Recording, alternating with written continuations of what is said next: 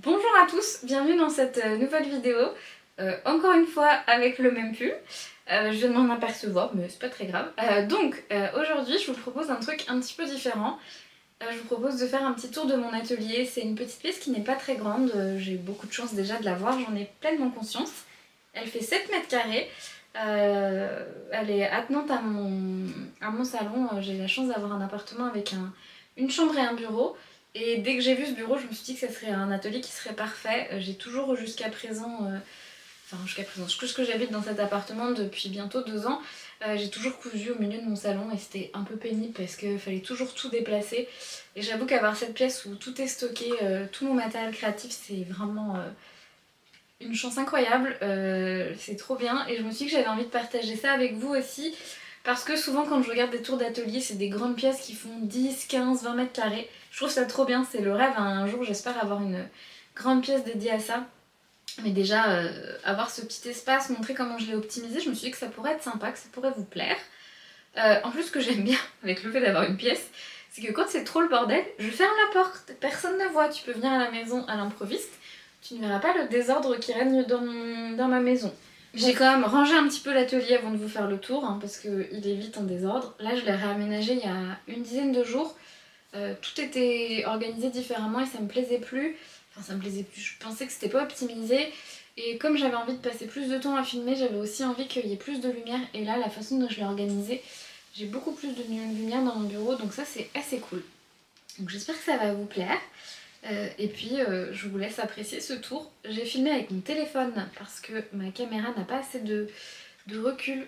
J'espère que vous aurez pas trop la nausée. J'ai pas de stabilisateur, donc on va croiser les doigts pour que ce soit pas une cata. Tour de l'atelier, j'ai pas beaucoup de recul, donc j'espère que vous allez voir. Donc c'est une pièce qui se situe à côté de mon salon. C'est un bureau qui fait 7 mètres carrés, qui est tout en long.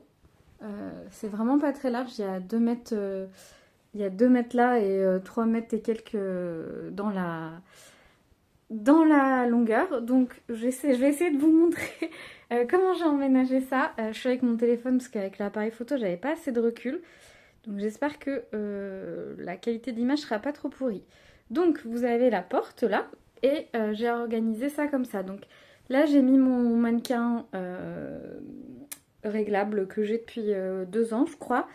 Que je trouve pas idéal. J'ai jamais réussi à le régler comme il faut à mes mesures, mais il est très pratique pour mettre mes projets en cours, voir comment ça va tomber, etc. Ensuite, juste là, j'ai une grande malle qui déborde où j'ai toutes mes chutes de tissu. Il faut vraiment que je fasse quelque chose avec cette malle. C'est le désespoir tellement elle est remplie, mais on en a parlé dans la vidéo précédente. Et donc juste là, j'ai une petite bibliothèque Ikea, une petite Billy que j'ai depuis... je suis étudiante, je crois. Donc j'ai organisé de la façon suivante. Je vais essayer de vous montrer ça proprement. En haut, j'ai un panneau de liège un peu moodboard où je mets des échantillons de tissu, mes échantillons de tricot. Là, il faudrait que je le remette à jour parce que ça fait un petit moment que je ne l'ai pas modifié. Ensuite, j'ai une petite lampe chat trop mignonne que j'ai chinée il y a des années en recyclerie pour 3 euros, qui marchait plus mais que j'ai réélectrifié, qui me fait penser à mon chat parce qu'il fait tout le temps tomber des trucs quand je m'occupe pas de lui. Ce bureau étant l'endroit où il fait souvent tomber des trucs. Là, j'ai un bac pliable en plastique où j'ai mes projets en attente d'être finis. Là, il faut que je range parce que c'était les restes de mon tissu Vichy que j'ai fini de coudre il y a quelques jours. Ensuite, là, j'ai mis tous mes livres et mes magazines de couture et un projet de perles qu'il faut que je finisse. Je trouve que c'est assez pratique, c'était pas organisé comme ça jusqu'à récemment. J'ai tout réorganisé il y a quelques jours et je trouve ça pas mal. Ensuite, là, j'ai tous mes livres de crochet et j'ai 2 bannettes. Dans la bannette bleue, j'ai tout mon matériel de vidéo, donc j'ai mon trépied, mes micros, tout un tas de bordel. Euh, j'ai un trépied qui est là, qui ne passe pas, qui est un trépied à 80, qui permet de s'accrocher à la table pour faire du 90 degrés. Je l'ai acheté il n'y a pas longtemps parce que j'aimerais faire des tutos et que je trouve que ça serait plutôt pas mal. Ensuite, au dernier étage là, j'ai mon imprimante et ma tablette lumineuse pour quand je décalque de la broderie. Des fils que j'utilise pour ma surjetteuse que ma tante m'a donné. Ma tante a travaillé en usine de confection pendant 40 ans, je sais pas, et quand l'usine a fermé, elle a récupéré plein de bobines qu'elle n'utilise pas, donc elle m'en a donné plein, c'est trop cool. Ensuite, hop là, j'espère que je vais pas vous donner la nausée. J'ai ce grand bureau, donc qui est un bureau Ikea, que je crois que nous sommes beaucoup à avoir. Donc d'un côté j'ai un caisson à tiroir, et de l'autre j'ai un trépied d'architecte, je crois que ça s'appelle, dans lequel j'ai 2 bacs. Le bac du bas, c'est là où j'ai tout mon thermocollant, du double face, du tissé, du pas tissé, du fin, du épais. C'est le gros bordel. Parce que je garde mes chutes, parce que des fois j'ai besoin de rien du tout. La boîte du dessus, c'est les projets abandonnés, je l'appelle. C'est les projets dont j'étais pas satisfaite, mais je veux pas jeter le tissu parce qu'il peut servir, donc j'essaye de temps en temps de reprendre dedans pour finir des choses. Là, ça fait un petit moment que je l'ai pas fait, mais clairement, il faudrait que je le fasse. Je vois ce velours rose là qui est là. Vous avez mon assistant qui débarque. Donc au-dessus de la table, donc j'ai mis un petit peu de déco là. Faut que je change, c'était des cadres que j'avais, mais je voudrais changer celui où il y a les petites abricots là qu'il y a tout en haut. Je l'aime trop, mais c'est plus cuisine que atelier. Mais en tout cas, j'ai fait ce petit truc là.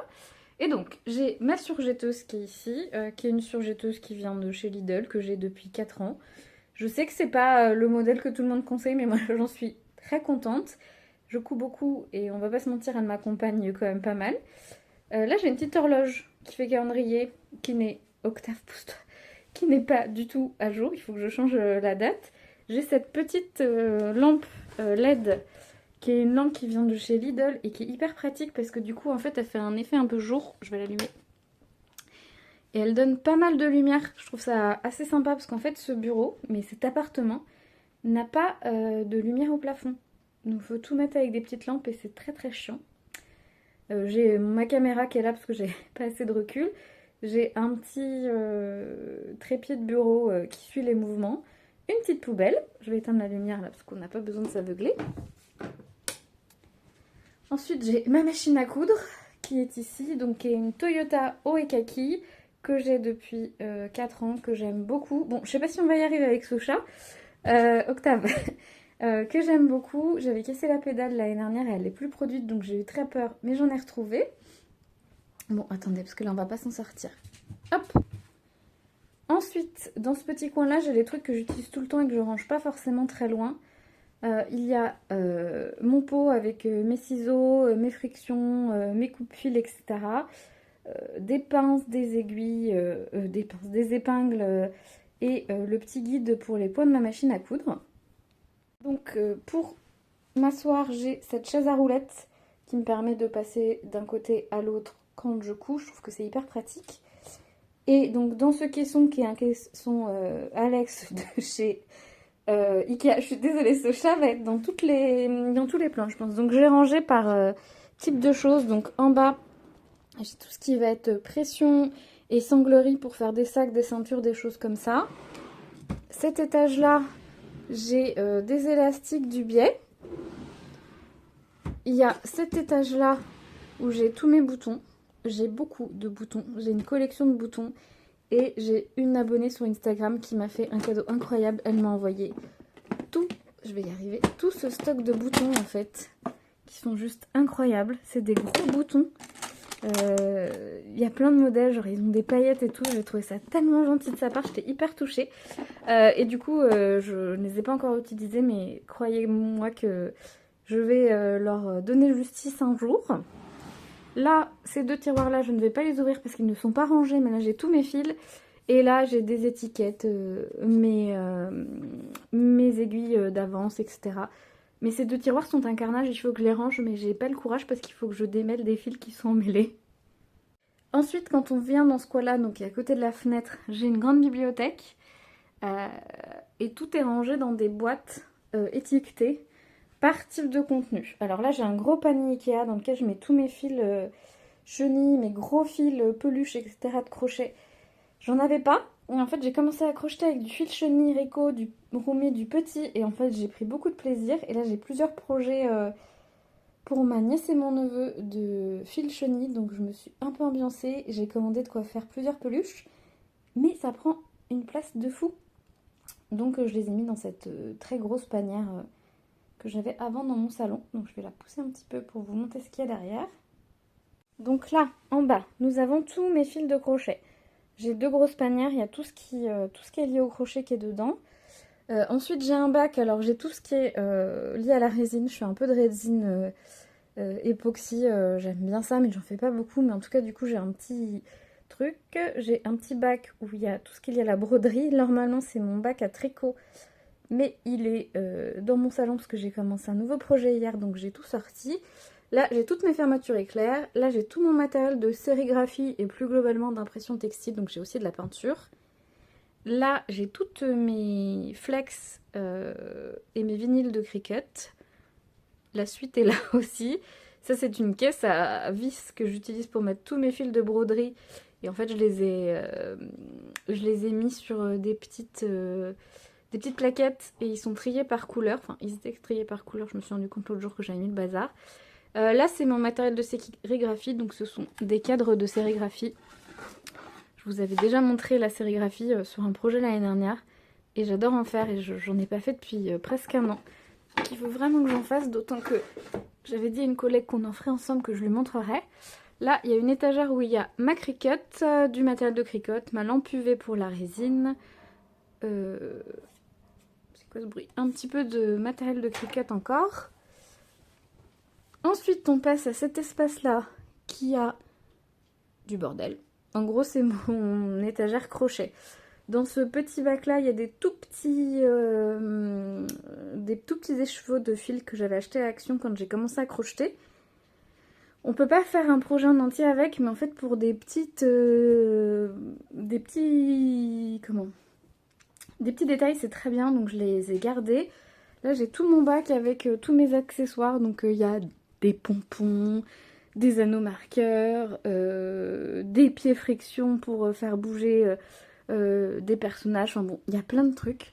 Mais ça, c'est que des choses que je garde parce que même si je m'en sers pas tout de suite, c'est des choses que je vais utiliser. Là, j'ai tous mes crochets, j'en ai beaucoup. En fait, j'ai eu beaucoup de mal à trouver un crochet qui me plaisait, donc j'avais acheté plusieurs kits. Et je garde tout parce que j'ai appris à plusieurs personnes à crocheter, donc ça me permet d'emmener mon bac et qu'ils essayent le type de poignée et de crochet bois, alu, avec un manche ergonomique ou pas. Donc ça, je garde tout. Là, c'est les petits projets qui sont en cours ou abandonnés parce que des fois, je commence des trucs et je change d'avis, ça me plaît pas. Donc c'est un petit peu comme la couture, je laisse de côté et je reprends régulièrement. Là, c'est pareil, c'est un projet commencé, c'est un petit blaireau qui est trop mignon mais que j'ai pas fini. Et là, j'ai mon scotch et 3 kits de crochet. Un qu'on m'a offert et 2 que j'ai acheté. Il y en a un, c'est un kit de crochet de Noël que j'ai trouvé à Action qui était trop mignon. Et celui-là, je l'ai acheté, c'est un Action aussi. Je voulais faire un petit crash test. Je me suis dit que ça serait sympa de faire un crash test des kits Action parce qu'ils sont pas très chers.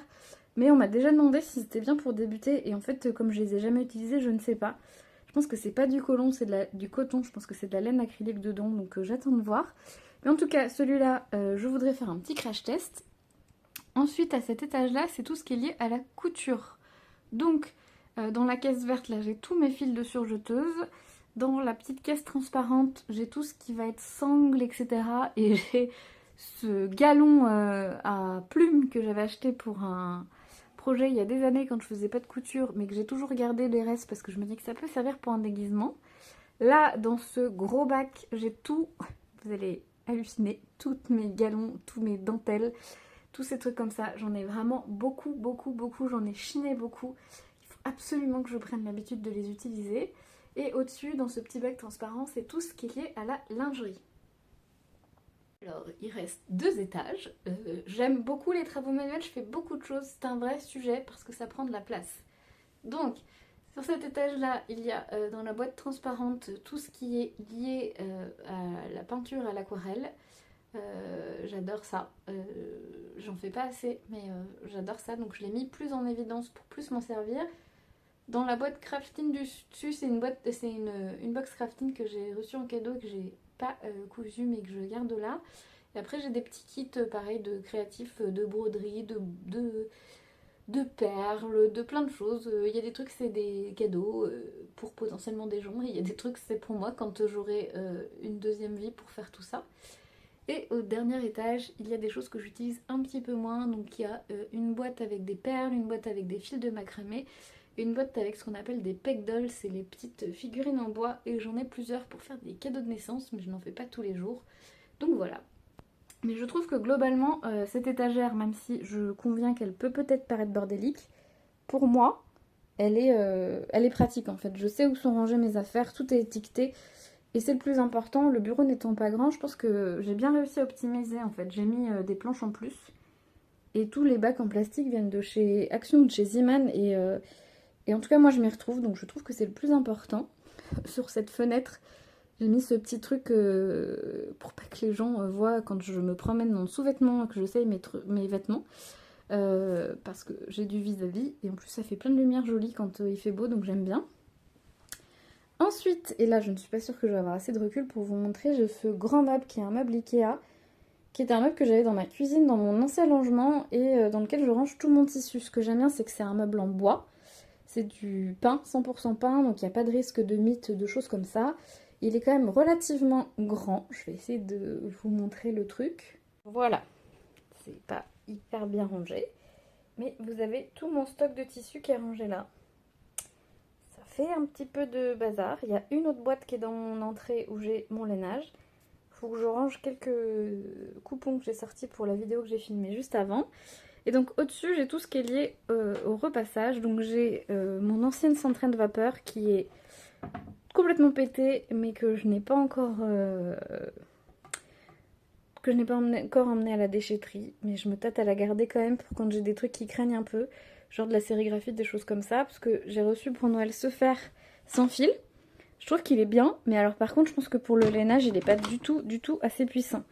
Donc je me tâte à garder celle-là dans un placard pour quand j'ai des gros projets qui ont besoin de beaucoup de vapeur. Là j'ai une table pliante en plastique que ma mère m'avait offert quand j'habitais dans un logement où je n'avais pas d'atelier.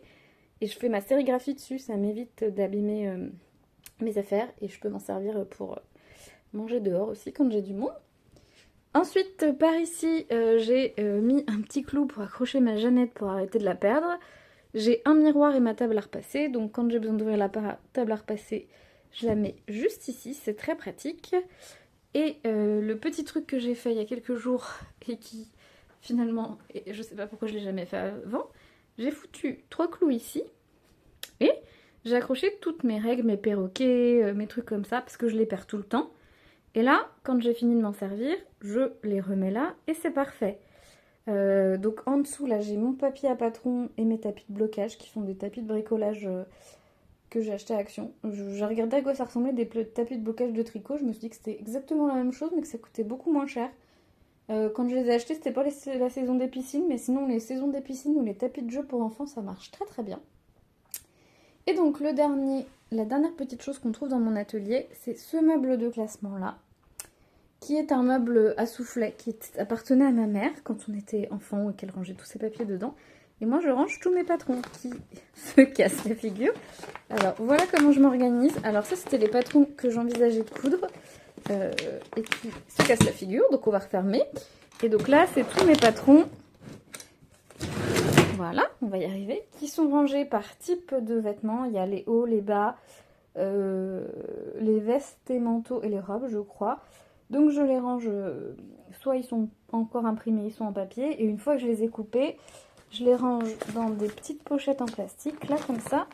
Bon alors attendez, on va pas s'en sortir. Je les range dans des petites pochettes en plastique que je trouve à Action, que je trouve personnellement très pratique. Normalement je mets je mets le nom dessus avec ma 10 mots, mais alors bien sûr j'en ai pris un qui n'a pas le nom. Je sais pas ce que c'est d'ailleurs. Et je trouve que c'est assez pratique pour m'y retrouver parce que j'ai tendance quand même à réutiliser souvent mes patrons. Et toutes les 6 mois, 1 an, je fais du tri et les choses que j'ai pas utilisées, je m'en sépare.